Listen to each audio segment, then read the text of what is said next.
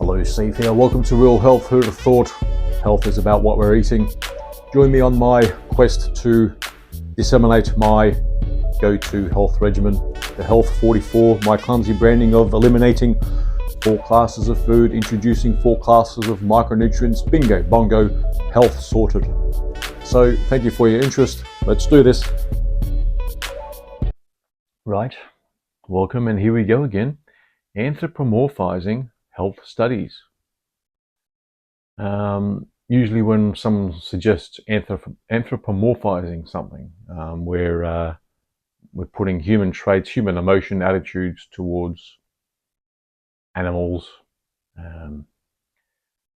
historic stuff, why civilizations failed, that sort of thing.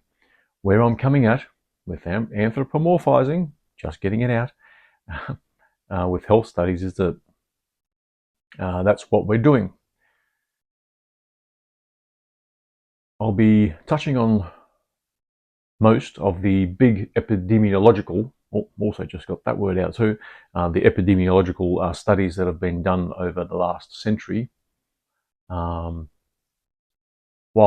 quickly looking into this, I came across, when did these large-scale studies begin? And the first one identified by AI is what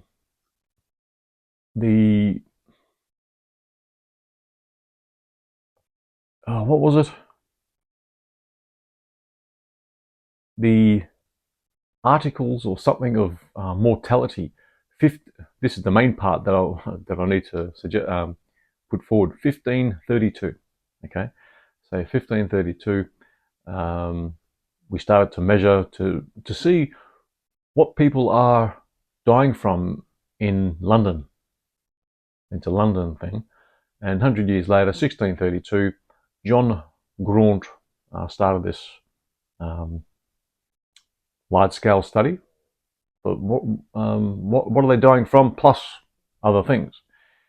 In recent times, the Harvard Human Development study, which is going to the current day, which started in 1938, only just under 700 participants, which has morphed into, it swallowed up other studies.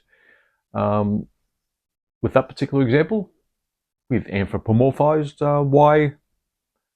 why we live longer, happier, don't commit suicide, all that sort of thing, is because they identify, and this is the anthropomorphizing part, is we have connection, we have stable relationships and marriages, we don't take drugs and drink. Most of the participants, the gloric arm of it, were misadvantaged, is that the word? Disadvantaged youths in Boston. So they tracked them over 40, 60 years, and it's now morphed over children, wives, and grandchildren of those original participants. And yes, we have anthropomorphized that particular study, where the whole connection and this is how we get the whole idea of having worth in our lives, is through that study. Connection, worth, what's some of the other words that we have put on ourselves based on those observations?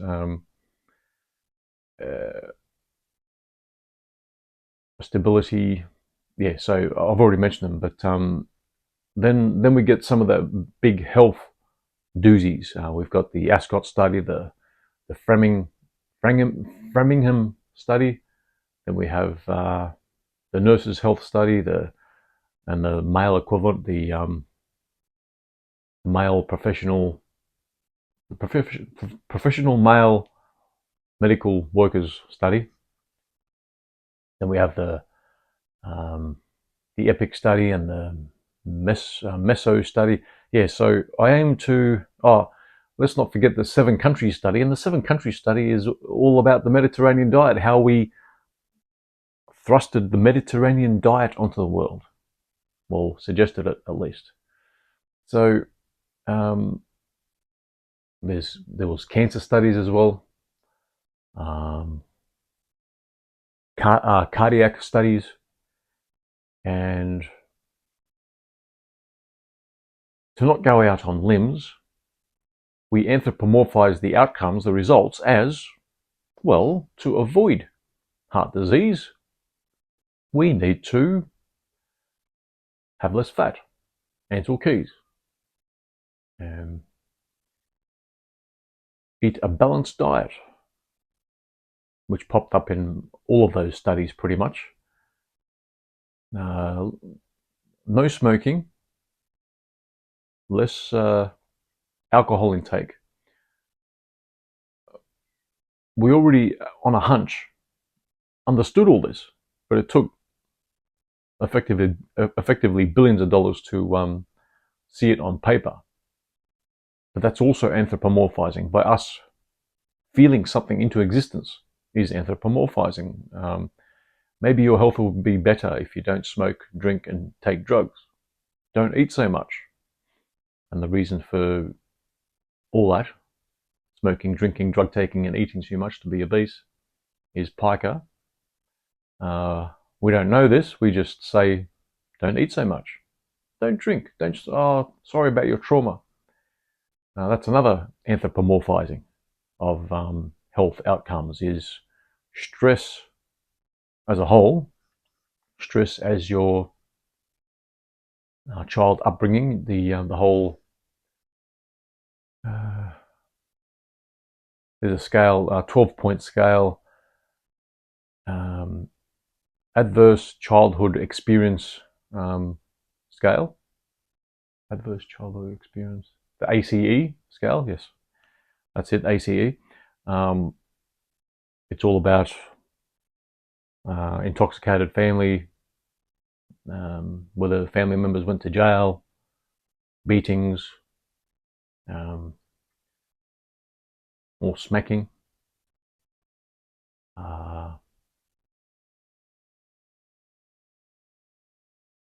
What else?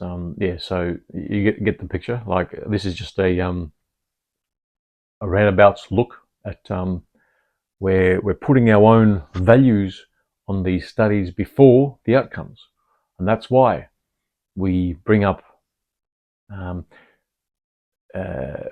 put in a grant. It's got to touch the feelings of the grant issuers that you'll research something that we're scared about. And one study that blew everything out of the water in our anthropomorphizing of studies and what it takes to be healthy, happy, that sort of thing, is I forget the study name, but I'll cover that. So yeah, this is I sprung this on myself. This might be an introduction to poo-pooing, critiquing the major epidemiological studies out there and what's really going on. So with the 7-country study, the Mediterranean diet thing, I've already littered many of my podcasts to suggest how that was wrong. We still think it's right because, hey, people live longer, but people live longer in those areas when it's concentrated in Sardinia, and Sardinians are full of meat and dairy diet people. North Italy has a life expectancy late 60s, and they're pasta eaters, aren't they? So anyway, that's just a quick sort of spanner in the works of that Ansel Keys 7-country study, which included my not my country of origin, but my country of heritage, Yugoslavia or Serbia, in there. So that was interesting. That one study, which threw all our assumptions to the side, even though the outcomes were not what we assumed or wanted to have as an outcome. Even if I did a search on this particular study, I forget what it's called. I wish I knew. AI also fed back that we still understand that pollution is a problem for animals, therefore for human beings. What was discovered in this particular study that was undertaken, pretty much the whole of the 20,000 autopsies were done by Dr. Joel Wallach. Yes, he's the longevity guy, the company that provides me with my current micronutrients, which has got me out of my health dilemmas approaching 5 years ago now, with chronic diseases and obesity, and it wasn't pretty. In that study over a decade, $25 million study, which in today's terms would be more than $1 billion, performed pretty much by one man, Dr. Joel Wallach, and he discovered that our captive animals and producing animals were dying, and we had birth defects based on not on pollution. Pollution may have been a factor, but not those early deaths and those birth defects. The early deaths and birth defects were identified as micronutrient deficiencies. And because 3,500, or approaching 3,000, it was under 3,000 humans were autopsied, together with those under 18,000 animals, 450 plus species, which culminated in a zoology book, the go-to text to care for your animals in the zoo. It identified that we're getting sick, obese, chronically ill, autoimmune disease, not identified as autoimmune disease back in those days, but cancers, particular case with bears in captivity, micronutrient deficiencies, especially in the minerals. That's why a couple of episodes back I had that the essential minerals importance. So it was identified that these animals were dying earlier and were sicker and had birth defects because of micronutrient deficiencies. And still, the outcomes wanted pollution in there. It wasn't part of it. But because part of the study wanted to put the kibosh on pollution, it was included as well, but not so much in the book that culminated as a thesis on that 10 years of doing all those autopsies. And because humans were part of the autopsies, humans are vertebrates, and we found the same. People that were bald, mostly male, tin, boron type deficiencies or absence of, they may have even died because of the absence of tin, boron, and very low on other minerals, especially because being deficient in any combination of many of those 60 essential minerals, you will get ill, even though this one causes that. Because you cause this, it blocks or inhibits the action of another mineral, that sort of thing. And that was discovered in that particular study. What was it called? It's not coming to me. And so we tried to anthropomorphize pollution on that, but actually it was the authority of nature. Less micronutrients, less minerals, especially in our farming lands, our soils, also around the globe, with less availability for our animals, even in the wild, to take in minerals, because back in those days would have been about 1.5 million dams in the world. Now we have, now we have about 3 million dams in the world, a million hydroelectric dams, 2 million irrigation type dams, which have pretty much mitigated all flooding. And that was the means how minerals got into the farming lands, was flooding from the runoff from from upstream, all the minerals coming into the farming lands. And that was pretty much unknown, an unknown phenomena where the farmer will just say, oh, can't take it off, so I'll just till it back into the soil. That's how vertebrates and us got minerals. Because if the minerals aren't in the soil, they don't end up in the food. Then it doesn't end up into us. And this whole idea about all the minerals that end up in the food, not this carrot and that carrot, they don't have the same minerals in those two carrots, even from the same farm. Maybe from this carrot to this carrot in the plot, but this carrot here and that carrot in the next field may have different amounts of minerals in them. And that's why relying on our food, on our diet to get our micronutrients is not dependable. It's not even predictable. We like to suggest that these nuts and these fruits have these minerals. No, it's not predictable. Predictable, not dependable. It's not actual. That's why we need to supplement these days. And to sum up in this, bringing up the idea that we are anthropomorphizing our health studies too much, is at the end of this, hopefully in 50 years plus, as a 51-year-old now, I'd like to suggest, indicate, predict, that's better, to that'll be a centenarian the way I'm going at the moment.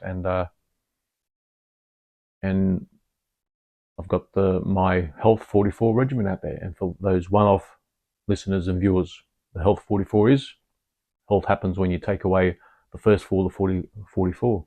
Take away 90+% of the supermarket, four categories of food: glutens, oils, sugars, nitrates, and nitrates, out, eliminated. Yes, it's an elimination diet. Anthropomorphizing. No, we're not. You need to cut those foods. There's nuances in there, and then we bring in the micronutrients.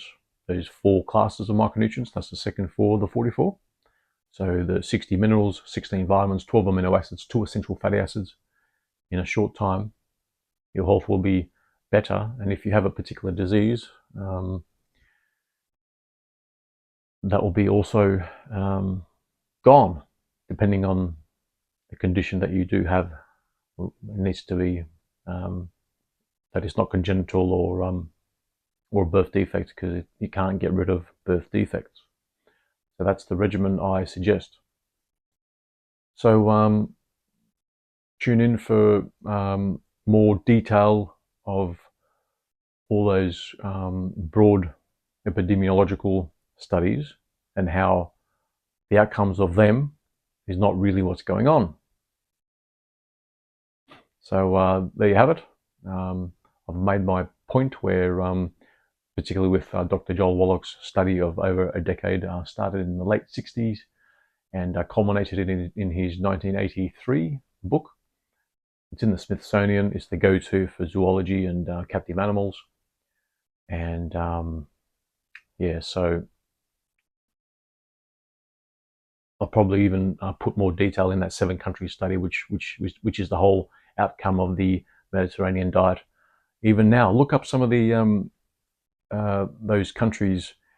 If you look up a Google search or AI these days, a list of countries by longevity, and a lot of those Mediterranean countries are not up there. Like, you might get Japan, and Okinawa is part of Japan, and even Okinawa, the Okinawan diet I've also poo-pooed a few times in my podcast series, and I might cover that as well in more detail, even though 1 or 2 of those podcasts had some detail, but I'll see. So that's it for now. Thanks to those for listening to the 2.2 regulars, but hey, I'm doing my best. I know that I'm just riffing here, but don't worry, there will be some improvements if business comes my way. If any of this is resonating with people, I've got my link there in the show notes, and hey, I've got services available. I've had a few clients over the years, and they're doing great. The compliant ones, even the non-compliant ones, well, they're all pretty much 95% compliant. The really good outcome people. But even the ones that aren't compliant, they're still doing great. They're still doing great. So there you go. Anyway, until the next time, hopefully. Bye bye.